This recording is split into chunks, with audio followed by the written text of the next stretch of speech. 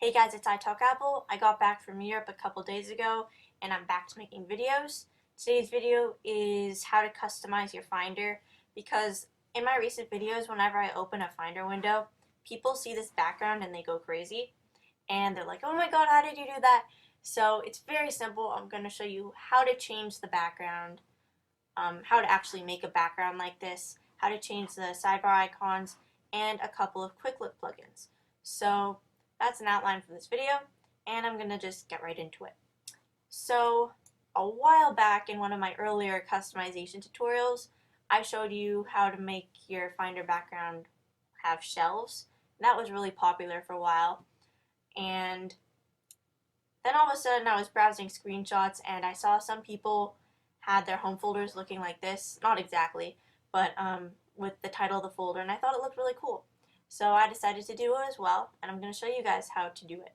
So people on DeviantArt.com actually have made templates to make your Finder look more interesting, so that's what I'm going to be using for this tutorial. And I'll have links to everything down there in the bottom bar. That I use for my home folder is this Your Desk PSD, and it's a Photoshop file. You just download it and then open it up and edit it. If you don't have Photoshop, there's probably a way you can use GIMP, but I'm sure you can just download the free trial of Photoshop just to make this. Just for this video, I'm going to customize a different template because it's simpler and won't take as long. It's called Heads Up Header, and I'm just going to open up Photoshop. So here it is. First thing you want to do is unlock this background layer. Just double click it. So you can change the color of the background because this is kind of bland. I'll add a gradient overlay, something simple, and I'll reverse it. There we go. And layer 1 is this bar. So you can change that if you want. You can add a gradient overlay again. That's good enough for me. And I'll add a drop shadow. You can add a glow if you want. I mean, anything really. That's good. And now finally change the header text. So let's say I want to make this the background for my desktop folder. I'll call it desktop with a smiley face.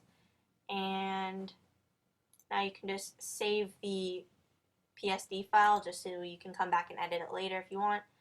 And I'm going to save as a JPEG in the highest quality. And that's it. If I go to my desktop, you'll see I've actually already done this because I was practicing for this tutorial. Yes, I practice for my tutorials. But to change the background, all you have to do is make sure you're in icon view, right click, go to show view options, make sure picture is selected, and then find where you saved your picture, and then go ahead and select the window that you want to change again, just to make sure it's selected, and drag the picture into this little box where it says drag image here. It'll change. I know it doesn't look like it changed, but it did, I promise. And that's all there is to it. Very simple. Your icons will probably be like up here somewhere. You can just move them down. And I'll just give you another example of a cool looking template. So again, show view options, drag it in. This is a cool one for your home folder. It requires the window to be a little wider, and you can adjust the icon size. So as you can see, this doesn't really fit very well, but you can adjust the icon size to make it a little smaller to fit into these little boxes. Yeah, looks pretty cool. You have to do a little more tweaking actually, but it's good enough for now. And for my home folder specifically, for these icons, I used the Flurry set, which I'll have a link to download. They're really great icons inspired by, I think, the iPhone icons. And I'll also have a link to a bunch of templates for the Finder backgrounds along with this little caution bar thing, which I added to this background. So that's customizing the Finder background. Now on to sidebar icons. I'll have links to sidebar icons you can download. I think I have like 5 or 6 links, maybe 3 or 4 actually. I exaggerated. But so here's an example. These snowy sidebar icons that are just white. These silver screen icons. So I use Candy Bar to manage all my icons because I have almost 3,000 in total. I'm sure most of you don't have that many. You can use Candy Bar or you can use Light Icon to change them. I'll have a link to download both of them. All I have to do is make sure this first box here selected, change system icons, and then scroll down to where it says sidebar icons, and then just drag in the icon that you want to change. Easy as that. And then they'll probably ask you to type in your password and log out. Very simple. And finally, last but not least for this video, I have two quick look plugins to show you. So, and I'll also have a link to a website where you can find a bunch of quick look plugins if these are really helpful to you. For those of you who just got a Mac and don't really know what quick look is, it's probably up there like as my favorite feature actually.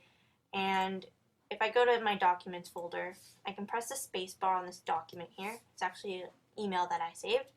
It's a comment on my videos that I liked a lot. So shout out to you, Danix720. Sorry if I pronounced your name wrong. And I press the space bar and it gives me a preview of this document. It doesn't need to load anything. It's really useful for like presentations, PDFs, so you don't actually have to load the application. You can even watch movies inside of Quick Look. So very useful. Unfortunately, it doesn't have everything, so people have created plugins for it. So the first one I'm going to show you is a zip plugin. So it allows you to actually preview zip files. So as you can see, this is what it'll look like without the plugin. Just shows you that it's a zip file. With the plugin, it will give you a list of everything that is compressed in the zip file. So download file from, click this link, ZipQL generator. It'll download, and the folder is called zip. For this example, I'm going to compress this file. So now I have a zip file. So if I quick look it, you don't get much information. However, if I install the plugin, so open up a new Finder window, go to Macintosh HD, Library, and then find the Quick Look folder, and just drag in the generator. Now you're going to have to relaunch the Finder, so hit Command-Alt-Escape or Command-Option-Escape, and under Finder, click Relaunch, Relaunch. Now, if I hit the space bar, it gives me, well, it shows me the files that are in this folder. Very useful. And so that's the zip plugin. The final plugin I'm going to show you does not work under Snow Leopard, unfortunately, but it works fine with Leopard. It's the same thing except with folders, so I'll open up the link just to show you. So normally when you click a folder, it just shows you the folder icon. However, with this application, or not application, with this plugin, it shows you what's in the folder. Very useful. I actually wish that Quick Look had this feature built in. Unfortunately, like I said, it only works under Leopard. But I have another feature that I'm going to show you that can kind of, sort of, not really make up for it. So open up Terminal and just paste in this code, defaults write com.apple.finder ql enable x-ray folders 1. Don't worry, I'll have that script in the description so you can copy and paste, hit enter, and now if I open up this Photoshop Creations folder, if I quick look it, you'll see it has, it's called an X-ray folder, so it shows the images that I have in this folder and it actually shuffles through them. It's really neat. So it kind of gives you an idea of what that folder contains. And if you don't want this feature anymore, just paste the code in again and change this 1 at the end to a 0. So that's it for this video. If you ever have a video suggestion, I'm always looking for them.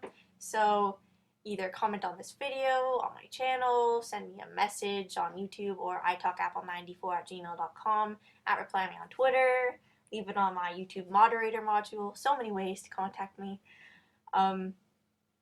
Also, please check out my Tumblr, italkapple.tumblr.com. I have had a bunch of other websites in the past, I know, but this one I do actually update regularly. Please check it out. I have posts on there that are too long for Twitter, but not long enough for a video, or just things I don't want to make a video about, or random things. So check that out, and I guess I'll see you in my next video. Well, you'll see me in my next video, because I can't see you. Or can I? That was creepy. Anyways, thanks for watching.